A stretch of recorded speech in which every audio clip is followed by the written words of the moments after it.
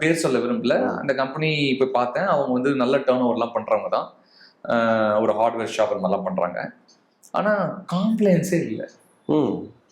So நான் சொன்னேன், sir இப்படிலாம் பணம் வருது உள்ள போகுது, அதாவது உள்ள பணம் வருது வெளில பணம் போகுது, செலவு பண்றாங்க, ரியல் எஸ்டேட் பண்ணிக்கிறாங்க, எல்லாம் பண்றாங்க.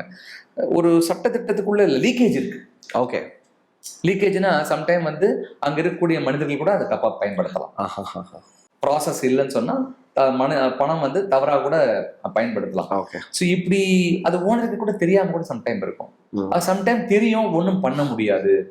ஒரு முடிவு வருவாங்க தெரியுமா, சார் இதெல்லாம் இப்படிதான் சார், காலங்காலமா இப்படிதான் நடக்குது. காலங்காலமா இப்படி நடக்குதுன்னா, நான் போய் ஒரு ஃபாரின் கண்ட்ரி அமெரிக்காலாம் போகும்போது பார்த்துருக்கேன்.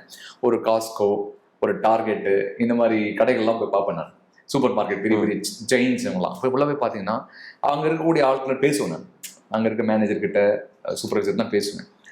எல்லாமே சிஸ்டம் ட்ரிவனா ஆகிட்டான்.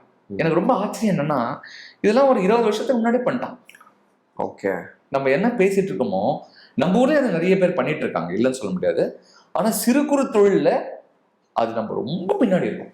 ஓகே, நமக்கு வந்து கண் முன்னாடி வந்து எது இருக்குன்னா பேங்க், லோனு, இஎம்ஐ இதுதான் முன்னாடி இருக்க தவிர கட்டமைப்புல இல்லை.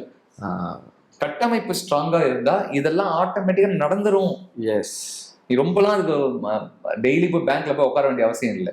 இதை ஒழுங்கா பண்ணுவோம். இது இருந்தா அவனே தேடி வந்து நமக்கு லோன் கொடுக்க வருவாங்க.